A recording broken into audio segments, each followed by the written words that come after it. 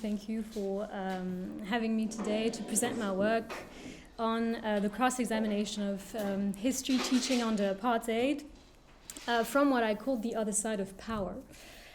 So power here refers to the settler-colonial relationship that existed between the white settler minority group in South Africa, namely the descendants of European colonists that settled in South Africa in the 16th century for the Dutch and the French, and later in the 19th century for the British, and the majority black population composed of a variety of ethnic groups, among which the indigenous Khoisan San people settled in the region that became later known as the Cape Colony under British rule, and the Bantu-speaking people who migrated to South Africa in the 4th century and who settled in the northern and eastern parts of the land that we call now South Africa. So as a small reminder to those who might be less familiar than me with this enterprise of racial social engineering that took place at the most southern tip of Africa, I'm going to give a bit of background to what I'm about to say. So under apartheid, which lasted from 1948 to 1994 officially, 4 racial groups were invented by the regime, namely white, Bantu African, colored, and Asian, sometimes Indian. So the registration of the population according to their races was based on the work of 19th century colonial intellectuals who, to borrow from Bambara, developed theories of racism, popularized discourses that bolstered support for colonial endeavors, and provided ethical and intellectual grounds for the dispossession, oppression, and domination of colonized subjects. So apartheid administrators based the institutionalization of racial segregation on ethnos theory, developed mainly in the departments of Volkerkunde, which translates into ethnology in English, at the University of Stellenbosch in the 1920s and 1930s, largely inspired by Nazi theories. So the reason why I'm stressing this point is even though the doctrine of separate development of the 4 different races in South Africa was crucial to justify the apartheid system, Afrikaner anthropologists more or less subtly departed from the direct rhetoric of race and colonialism, highly debunked between World War I and World War II, and specifically after World War II, to replace it with that of ethnicity, tribe, and culture. So if we look closely, ethnos theory asserted the primordial identity of national groups and the enduring significance of cultural difference. The ethnos was a cultural group, but it tended to be endogamous and so developed significant racial traits. So here the connection is made. As a result, the very heterogeneous black population living in South Africa was not only racially classified, but they were also tribalized as Bantus associated to a particular Bantustan, a native reserve, located, as you can see, on the northeast of the country, following the effective and well-known divide and rule strategy so that no cohesion or solidarity could emerge from the common oppression under apartheid rule. So as this paper deals mainly with the University of Cape Town, located in the region now called the Western Cape, it is of crucial importance to be reminded of the different ethnic groups that inhabited the Cape Peninsula. As of today, the majority population known as colored lives in the Western Cape. So they were the descendants of the enslaved Khoisan San native populations, contract laborers who migrated from Indonesia, among others, and European colonists. So coloreds were largely dispossessed from their lands and forcibly displaced in the Cape Flats in the 1950s under apartheid law, the Group Areas Act, away from the attractive seaboard, the western seaboard, with the rest of the population. Here you can see the different group areas, which are now, which are actually the current townships that still surround Cape Town today. So South African apartheid law has worked hard to deny their African identity to the colored population in South Africa. if you read closely the Population Registration Act, you read colored person means a person who is not a white person or a native. So as a result, the colored population still today perceives itself as exogenous and un-African to some extent as a result of settler colonial distortions of history. So much of the South African radical anti-colonial historiography produced under apartheid by Black South Africans, understand Black here as referring to all of those groups oppressed under apartheid, these historiographies had therefore had to tackle with the racialization of society and that of knowledge itself.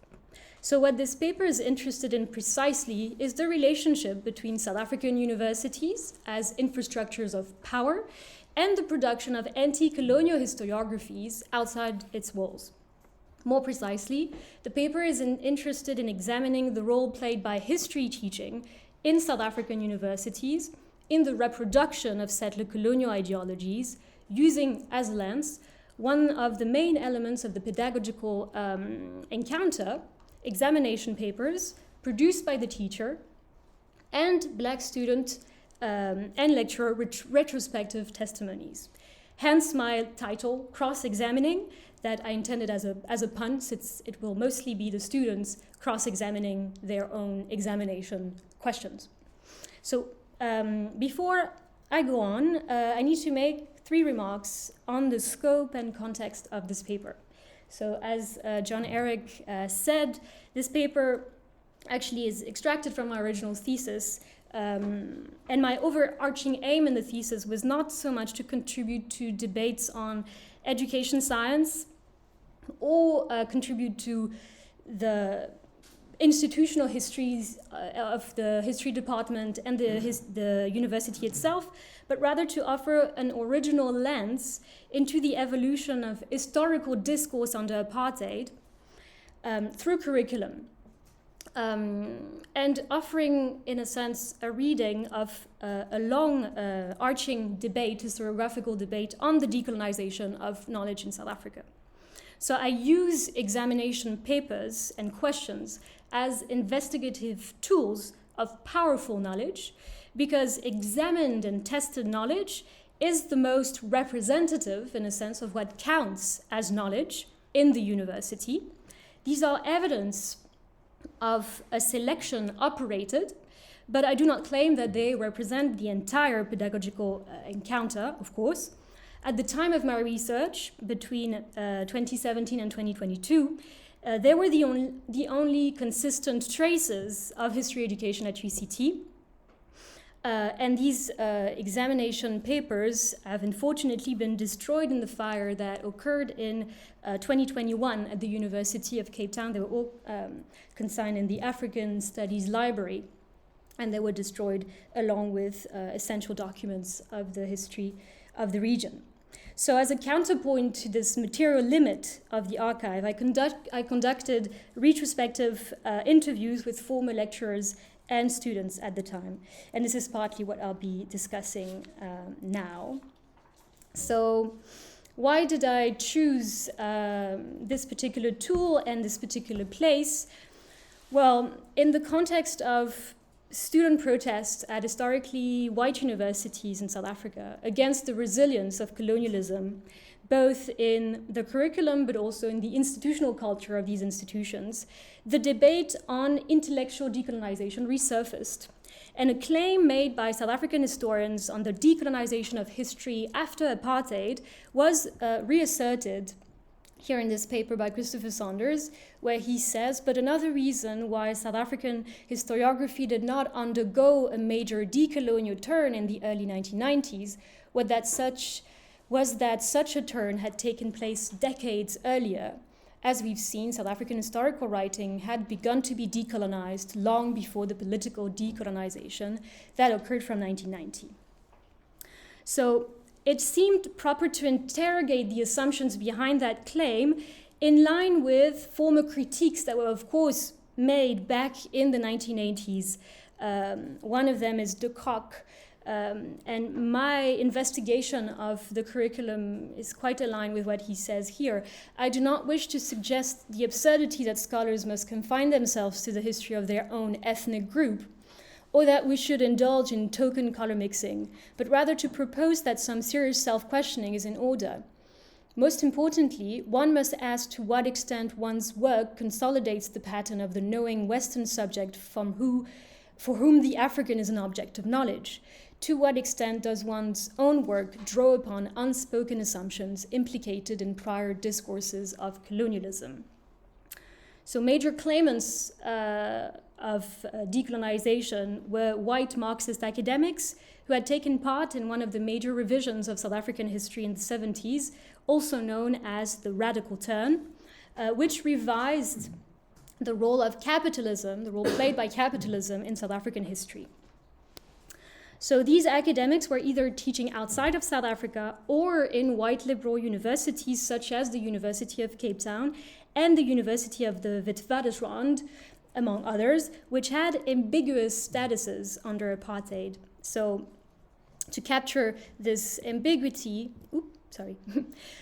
indeed they believed that their commitment to the universal values of academic freedom made it impossible for them to act as the servants of the apartheid state. From time to time, therefore, they objected strongly to the policies and actions of the apartheid government, even while accepting substantial subsidy funding from that government. So, liberal universities under apartheid used a discourse of academic freedom and autonomy, while in practice they continued receiving funding from the state, and they implemented, in fact, apartheid policies in their recruitment, in their staff recruitment, for instance. However, contrary to other universities at the time, they allowed black students to attend classes, which is why they were called open university. So, given this context, was there any evidence of decolonization of history through this radical turn? And if so, what discursive form did it take? That was the key question. And in this paper, I'll be showing how history teaching at UCT during apartheid reflected the ideological tensions between liberal and radical historiographies in a settler colonial context.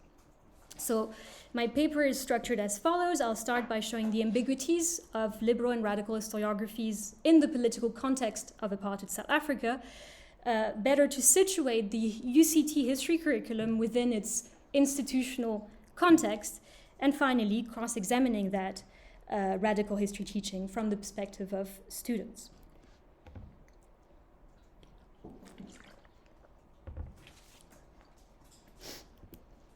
So liberalism is to be understood as a progressive attitude towards the plight of the oppressed black population under apartheid in the name of the ideals of individual freedom following the values of the Enlightenment period. So from the other side of power, liberalism under apartheid was tainted with the colonial ambiguities of trusteeship and racism. In the words of one of the historians teaching in the 1980s at UCT, he says, in South Africa, much of the history in the early 20th was written by liberal historians.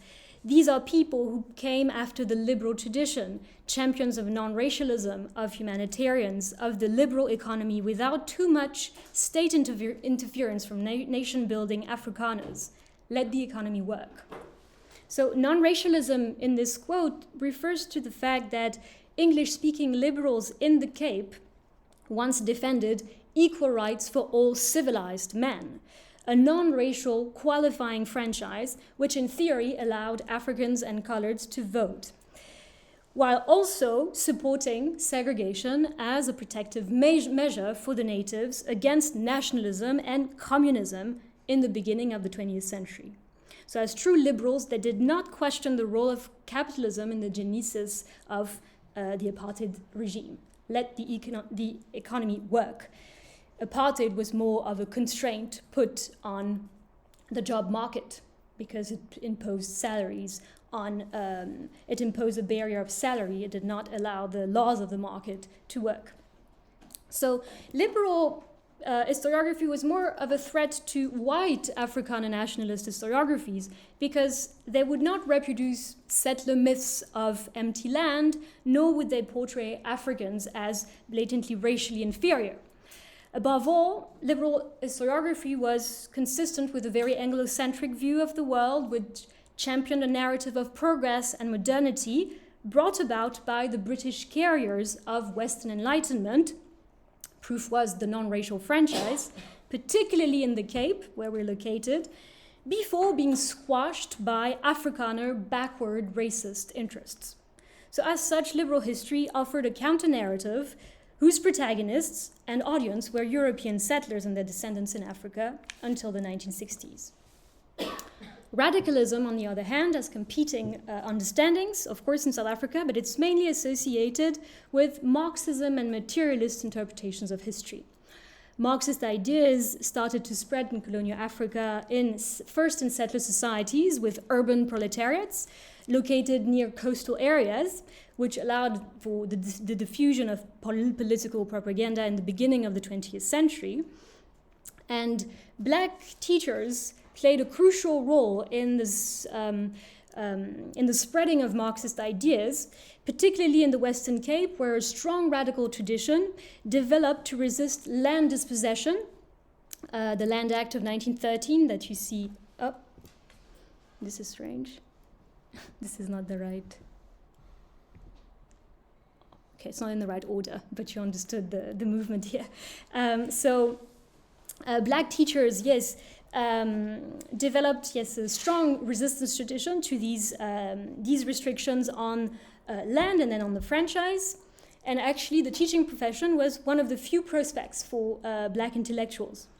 The Teachers League was created and founded as early as 1913, while the Communist Party was actually founded in 1921 and started organizing urban white workers. So it's only in 1929 that, following the Fourth International, the South African Communist Party adopted what they call the Black Native Republic thesis. That is, that national liberation should come first before international working class revolution. So they did accept that they had to ally themselves with African nationalist group, but they left more Trotskyist group deal with the theorization of the national and land question in rural areas where the majority of the black population was located. So most of the oppositional historiography that was produced on the sidelines of universities by oppositional historiography was produced by key figures of this new political movement, the non-European unity movement, which was founded in 1943. And this movement was born out of different Trotskyist groups who were majority colored. So this movement, the non-European unity movement, was banned in 1960, along with the major opposition parties, the ANC, African National Congress, and the Pan-African Congress, under the Unlawful Organization Act. The Cold War had also served as a pretext for the suppression of all political opposition, with the Act of 1950 banning the Communist Party 10 years earlier. So the negation of race as an explanation of history was key to the radical teaching in the Western Cape. The main diverging line between the black non-European unity movement tradition and the Communist Party was about the role of race. And that's, according to Friedman, and I quote, "The problem with race-based explanation, including the SACPs, is that we are told that race has an independent existence separate from economic forces and class divisions, but never why is that people have come to believe that race is important, or how one race comes to dominate another."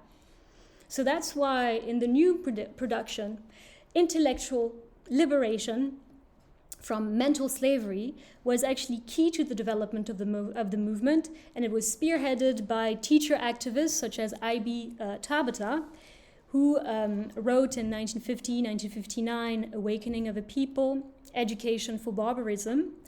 And he was part of a group of teachers that groomed and prepared the students to enter the best universities, which was highly ambivalent because while they were disrupting the racist curriculum of apartheid, which was imposed in secondary education, they taught a non-racial curriculum, arguing that their children should get nothing less than the full canon. And I quote, Plato, Shakespeare, Mozart, Freud, Marx, and Picasso. In other words, the same knowledge as whites under different stars. Unity movement radical historiography included themes which attempted to connect South African struggles to world history, in particular Southern African history. So in the words of Bill Nasson, who's a Cape colored historian I interviewed, the history was of a very directive kind. It found its essential voice as much through a language of oral tradition as through the alternative South African historiography of books such as Mguni's 300 Years and Nosipo Macheke, The Role of Missionaries in Conquest. So early materialist production of history was acknowledged much later by academic historians who associated it with a long and honorable tradition in which South Africa's historians has been burdened by their role as citizens of its present.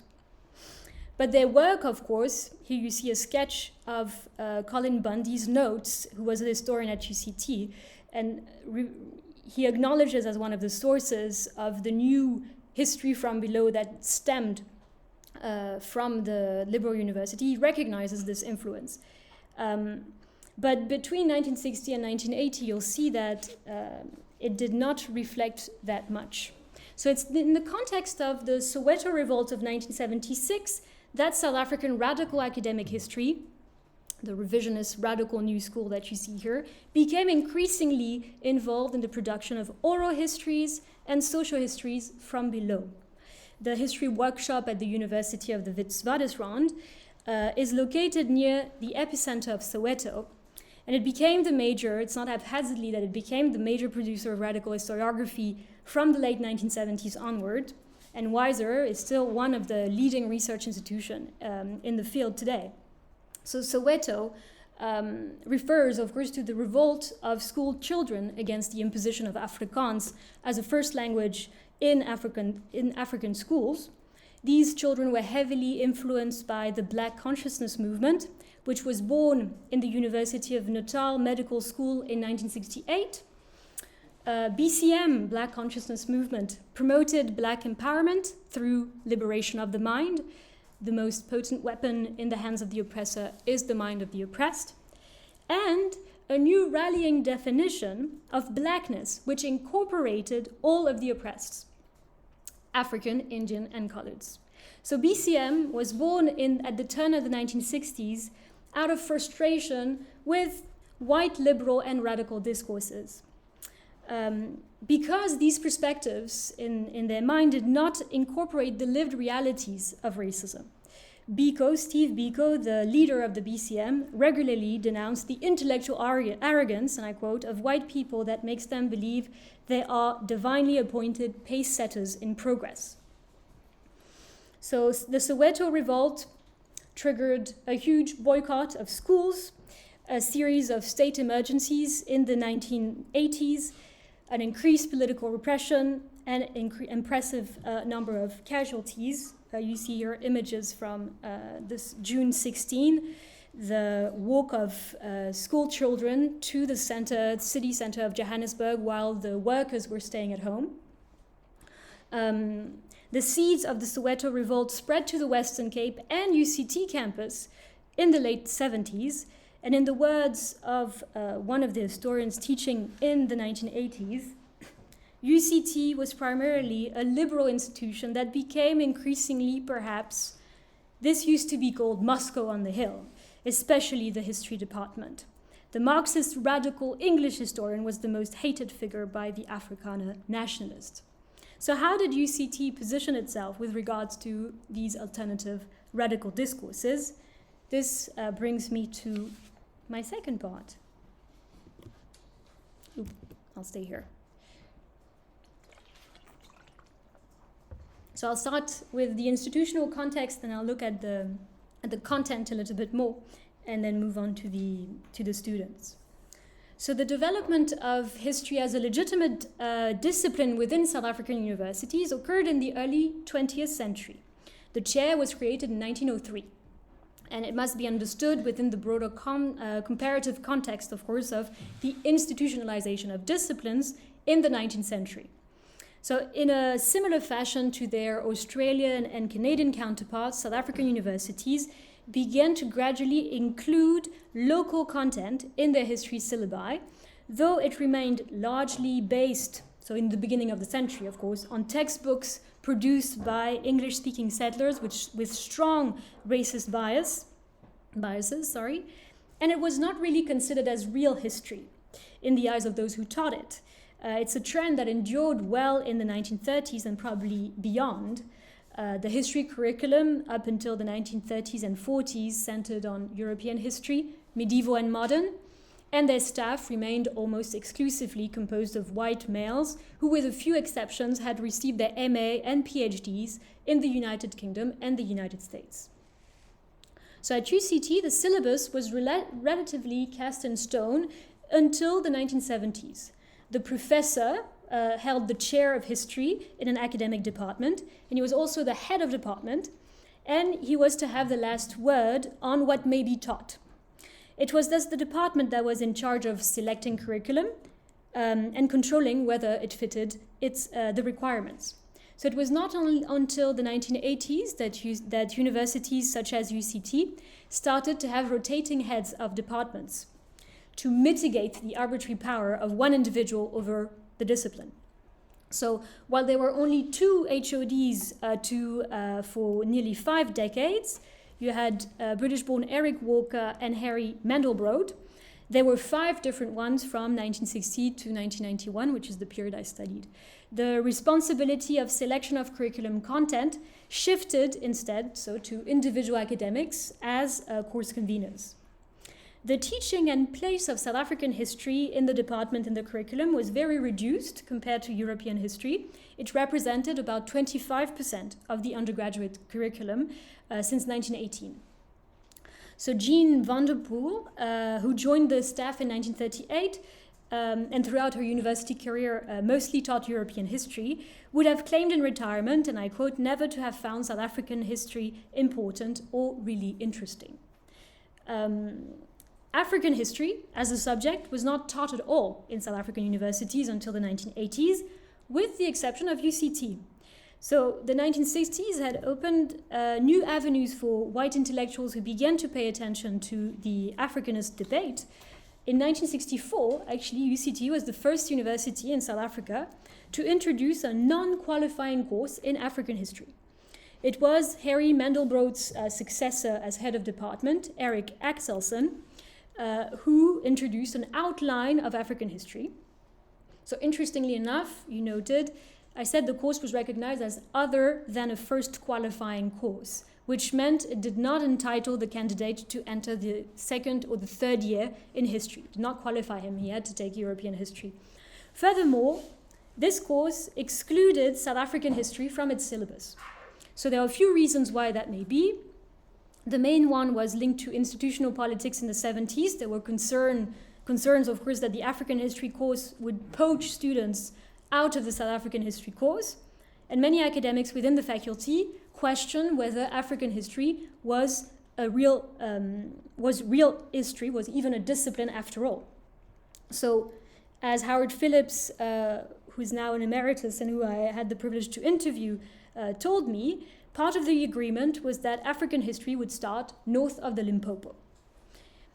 So, on paper, an introduction to African history at a South African university was quite revolutionary, but Axelsen had a particular approach related to his own research interests. He was a specialist of Portuguese colonization. So, the 1970s were marked by the recruitment of Africanist scholars at UCT, Robin Hallett, who was a senior lecturer in 1972, and Colin Webb, who became the history head of department in 1976. Webb had an acute research interest in Zulu history. And Robin Allett took the lead of the African history course, and under his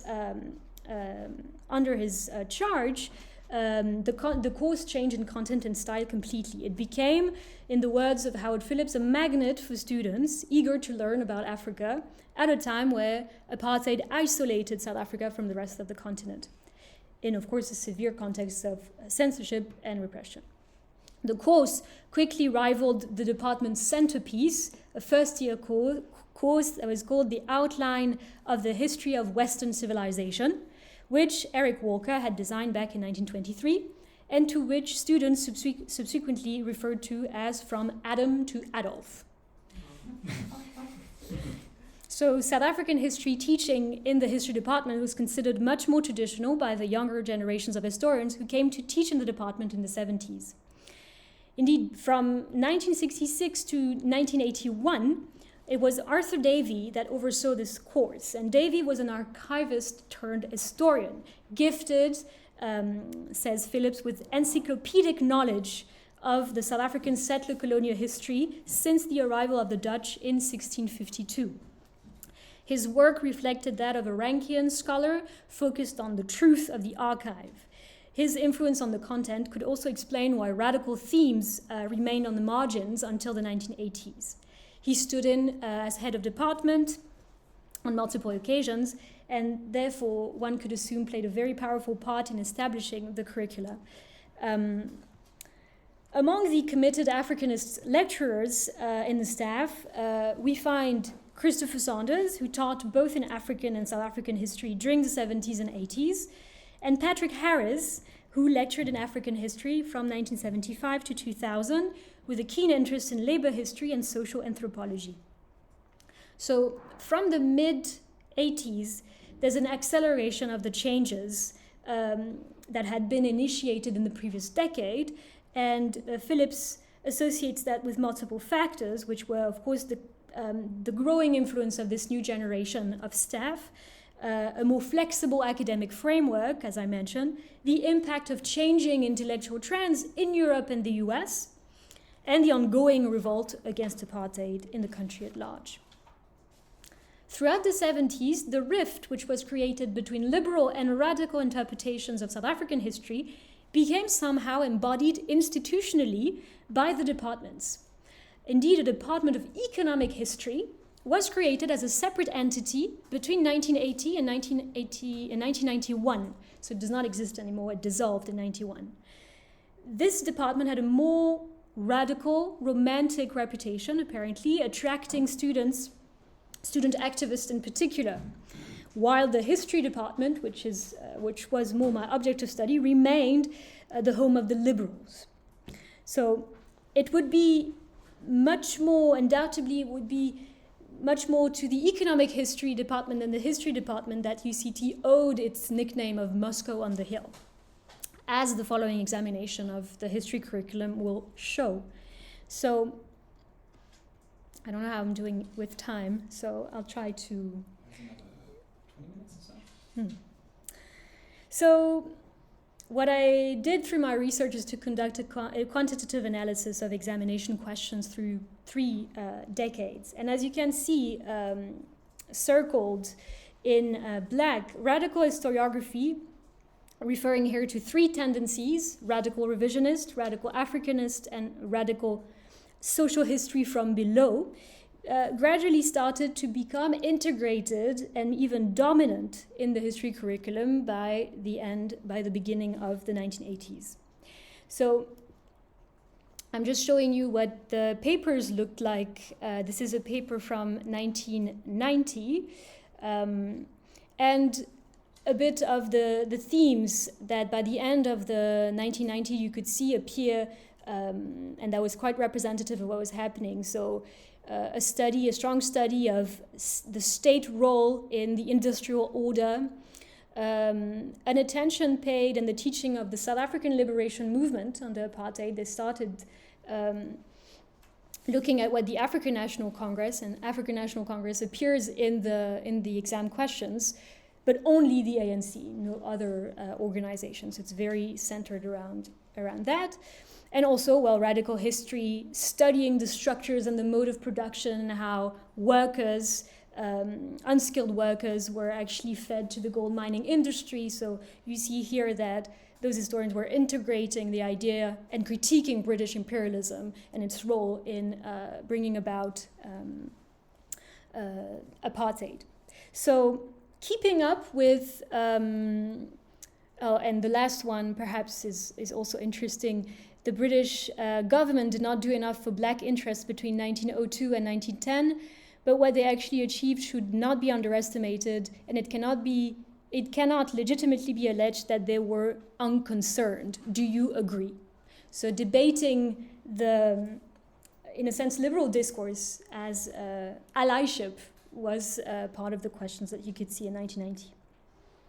So keeping up with radical historiography would have been what distinguished liberal universities such as UCT from Afrikaans medium universities, where students, so I'm showing you a bit of the landscape and the divisions. So in Afrikaans medium universities, students were force-fed Afrikaner historiography well into the 1980s. And in her study of history curriculum at the University of Durban, Westville, which was considered a bush university reserved for Indians in the country, Dupelia Mesri noted that the reasons for the absence of updated historiography in the curriculum included a deliberate ideological attempt on the part of the lecturers. So the revisionist school was viewed in those universities as part of the communist menace. Lecturers referred to it as propaganda, deterministic, without any empirical foundation in their notes. So her point in her study of the curriculum was to demonstrate that history teaching in the 70s and in the 60s and 70s at UDW was more about ignoring, hiding, and even lying about history than transmitting knowledge. They imposed silence on this radical content right up until the mid-80s. At UCT, the nature of these silences are clearly not comparable, as Afrikaner historiography was not taught at all during the period, and almost all of the questions referring to Afrikaner nationalism commented on its political development and remained extremely critical of apartheid policies. So, if Uma Dupelia Mesri noted indigenous absence from the curriculum at UDW until the 80s, the same is not entirely true at UCT. So you can see here 4 questions. On the entire corpora, the questions about indigenous resistance or pre-colonial historiography throughout the whole period is about 2% of the questions that are asked throughout the period. So it's very minimal, but still it's there. The questions remain quite vague, as you can read on the topic throughout the years, and they are rarely, and there's rarely a high degree of critical thinking on the part of the student.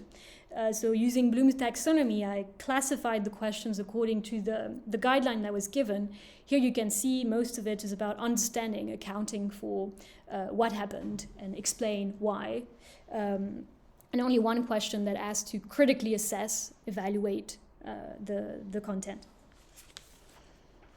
So the recourse to quotes in the examination questions was quite common, but the names of the quoted authors rarely appeared in them. Richard Elphick's name was mentioned in 1980, probably referring to his and Gilomi's edited work, The Shaping of South African Society, published in 1979, which shows how updated they were historiographically speaking, in the sense that this was asked 1980. So, of course, the inclusion of Black indigenous participants in the questions should invite caution. Right, in the study of curriculum in the U.S., Calderon explains that indigenous presence and inclusion in the curriculum could actually be an effect of settler colonial power. She says settlers also have to account for indigenous presence to validate settler identity and legitimate settler claims to territory. It's not exactly that vocabulary that is employed, but surely students who descended from the Khoisan San population would have been taught, who would have been attending those classes, would have been taught that their people disintegrated in the 17th century, and that knowledge about them was hazy and uncertain. While written sources such as Tio Soga's Southern Eastern Bantu or the Amakosa Life and Customs did exist, and African perspectives on history could be found in some of the writings by Black intellectuals who were educated in the 19th century. So these silences in the curriculum also speak to how alien this body of knowledge in the curriculum was to the community in which it was located. This constitutes perhaps one of the best examples of the null curriculum, that is what is not taught, of South African history in settler colonial context, which refers to erasures, distortions linked to theoretical assumptions or epistemological ignorance on the part of the knower, which could also speak to what was not in the interest at the time of the learners and the knowers to know. So cast in that light, the radical Africanist turn in South African historiography needs closer inspection, as other types of silences and distortions are reproduced, notably with regard to the enslavement and dispossession of the Khoisan, which subsequent research in the 1990s, has highlighted and countered. So interestingly enough, it's Yvette Abrahams, a former student at UCT in the 1980s, who I had the pleasure to interview, who wrote scathing critiques of Richard Elphick's very authoritative works, on which I can expand now, but that brings me, of course, to the third part on my cross-examination by the students. So, even though Black students had received, as we saw earlier, an education that was critical of Cape liberalism and historiography, they were not quite prepared for the experience of social alienation that awaited them at UCT. So academic non-segregation at UCT in the classrooms did not alter the institutional and social segregation and racism on campus, as one may guess. When asked about their experience at UCT, students who were studying under this special ministerial permit all mentioned their exclusion and the situation as a minority group, expressing doubts about the willingness of the university to enroll more Black students. Upon arriving at UCT, one student recalls her estrangement from other students, her doubt about her intellectual capacities compared to white students. So she says, prior to this, I'd never felt lesser than my white counterparts. I realized I disagreed with much of what was being discussed, but said nothing. I made an appointment with my tutor, and it changed the way I saw myself. It changed the way I saw my white peers. So her positive account of the white male tutor's intervention in bolstering her confidence that she did belong to the UCT community may have counted as a new beginning in her case, though what she had to go through in the first place was of the utmost violence, but it nonetheless emphasized one aspect of this hidden curriculum, which was the interpersonal relationship that could be formed around and during lectures for some students. Yvette Abrahams, I come back to her, who registered in 1983, wanting to become an economist, said that she expected a struggle in history classes and on campus. She said she studied economic history and mathematics, and recounts that being the only brown woman in her statistic class meant that she had to prove her intelligence and work twice as hard. In her words, it was life. During exams, she stated that she pragmatically told them what they wanted. So, apart from self-censorship, another obstacle to contestation within the university for students who were affiliated with this non-European movement tradition was the principle of non-collaboration. So, outside of lectures, these students followed a strict policy, was political, of non-participation to any organization that did not adopt a non-racial stance. So, two students were saying, we essentially chose to socialize as a group separate from the rest of campus.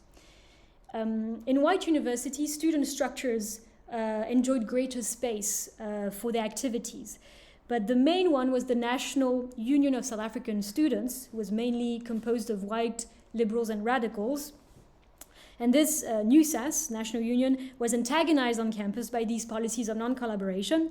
And they were also later on set aside politically by the Black consciousness movement throughout the 70s, which also penetrated the Western Cape and the politics and student politics. So these new SAS was deemed petty bourgeois by the students in the Neum tradition, and they instead encouraged students to join off-campus organizations such as the South African Council on Sport, SACOS, as you can read from this interview. So what was really interesting about the interviews of students and lecturers were the discursive gaps of perception, of course, between a course that might have been seen as revolutionary and a cohort of students who were already revolutionaries themselves, in a sense. So when I interviewed lecturers, they did not recall questions on the separation of African and South African history in the syllabus, for instance, nor did they suspect any significant contestation of the curriculum. Black students in attendance, on the other hand, did not use, of course, the same words to describe the African history course, for instance, who they actually associated with a more broad-minded course where they felt more free to express their opinions. But most of them would be saying the overwhelming narrative of the time was focusing on liberalism.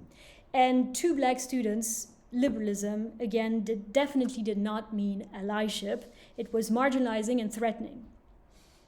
A student in South African history testified, because of the liberal leanings of our lecturers, we essentially limited to view our studies through this prism, fearing that we would be penalized if we diverted. So this confirms the view that, of course, references in terms of struggle history, oppositional historiography remain quite remote from the classroom and probably out of some of the lecturers' reach, even though there were some lecturers who were involved outside of campus, but obviously this was secret and kept also from the students. So to Black students in attendance, they had a particular historical consciousness that was formed through the secondary education. And they received this understanding of history which was not represented at UCT.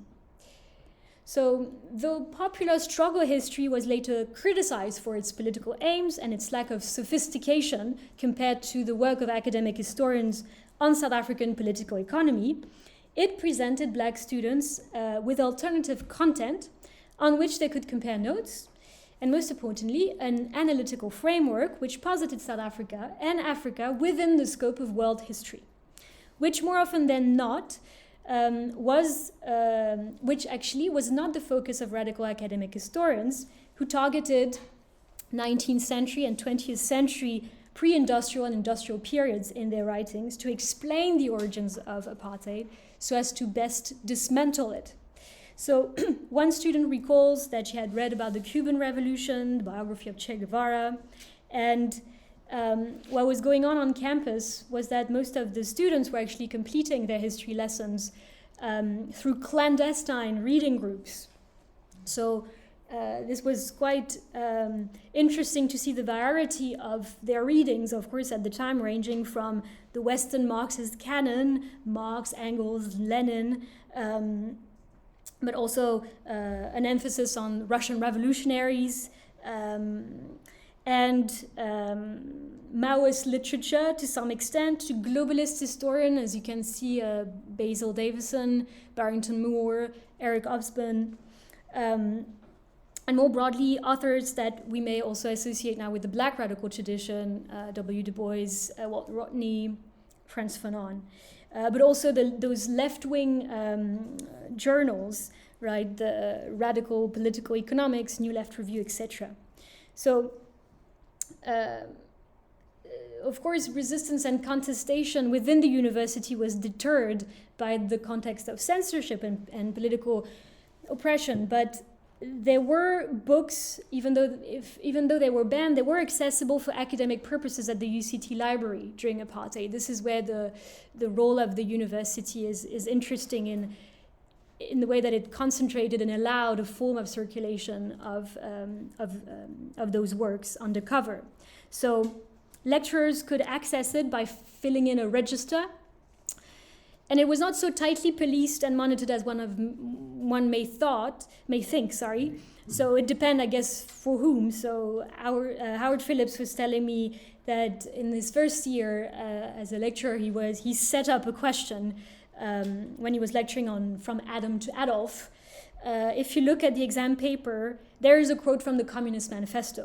He says it was possible to do that. And he goes on laughing. The last place you would expect to find something challenging the status quo was an exam paper. So what was more complex was access to material on contemporary topics relating to South Africa, for that would have been deemed a threat to the apartheid state. But students, they had to get the official library permission, and they could use some of the literature for the purpose of their dissertation. But this required, of course, careful consideration, as any application could have been brought to the attention of authorities. And so the banning of books, the censorship throughout the country, in a sense, did not completely prevent the circulation of knowledge within liberal universities for the most eager. So there was a strong photocopying culture. So you had the British-based Marxist articles and seminar papers that could circulate among student activists. And this is a quote from Neville Alexander, who was also a colored contract lecturer at UCT at the time in sociology, who testified to that. So Linda Cooper, who taught in the history department, also told me that by the time she arrived in the beginning of the 80s, most of these material could be used. So in a nutshell, the South African history curriculum may have sounded very out of context for those students whose extracurricular activities, of course, included reading groups permeated by this materialist reading of history, where the accent was put on the relationship to the means of production, which was very different from Christian national education that was dispensed at the time. The question is, were the students more advanced than their lecturers in their budding understanding of what decolonization meant? Many of them resisted readings, they shunned literature, but surprisingly, the overwhelming Eurocentricity of their references was apparently not a particular issue.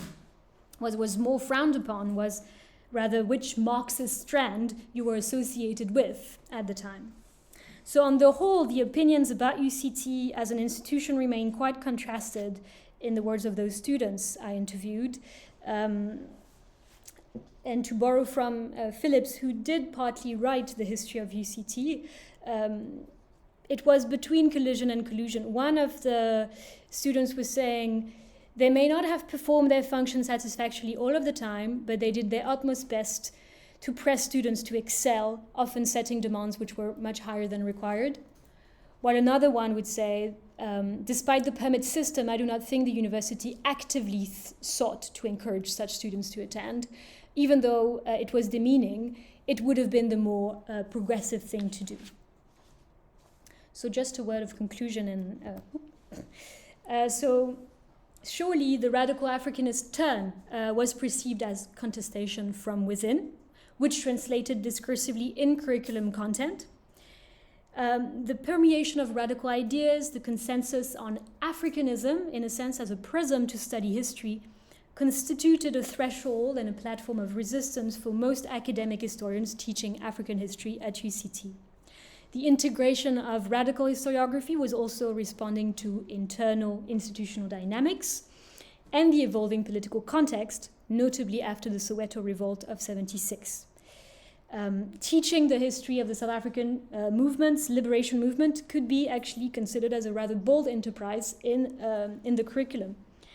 And thus, to UCT historians, radical history really offered a challenge to apartheid status quo and the discovery of an alternative to the liberal interpretation, whereas to their black students, most of the academic historiography, which denounced colonial dispossession and capitalist exploitation, had been anticipated actually by alternative popular histories produced on the sidelines. So the testimonies of the black students at the time allowed me to really navigate the great ambiguity of what I ended up calling liberal radical institutions, such as UCT, which allowed a theoretical convergence toward Marxism while maintaining, of course, insidious Eurocentric hierarchies. So Did the students conceive these shared practices as intellectual decolonization? Was there cross-fertilization between UCT's neo-Marxist hotbed and the Black intellectual community? My dissertation did not have within its scope to answer these questions, but it's certain that academic Marxism produced a cohort of graduates who perceived their experience at UCT as intellectually stimulating and formative, and they were encouraged to think independently, of course.